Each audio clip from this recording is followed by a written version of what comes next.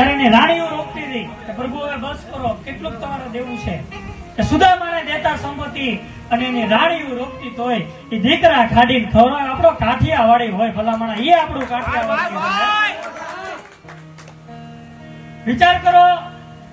કે ભગવાનને એકવાર એમ કહી દે કે અમારા કાઠિયાવાડની એકવાર ભૂલો પડી જાય, અમારી પાસે ખવડાવવા માટે મુઠ્ઠી ધારના દાણા નહીં હોય, એક ના એક દીકરા છેલ્લે એના ખાંડીને ખવડાવી દેવું, બાકી તને અહીંથી ભૂખ્યો નહીં જવા દે ભલામણા. એ આપણી કાઠિયાવાડની ધરા છે.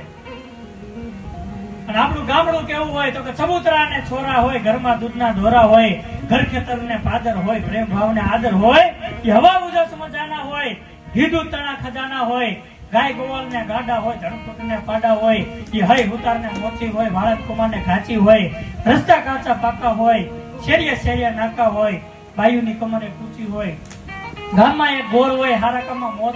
મોર હોય, રૂપ નીતરતી નારી હોય, પણ એને આખું તેજ કટારી હોય, પાછી લાજ શરમની મારી હોય, જાણે પાદરની પણ હારી હોય, એ આંગણા ગાળથી લીપેલા હોય, દિવેલી આખી દીપેલા હોય, એ ઘરે ઘરે તુલસીના કેરા હોય ને અમુક સંતોના ઉતારા હોય, એટલે શેર કરતા હારું હોય અને ગામડું મારું પ્યારું હોય.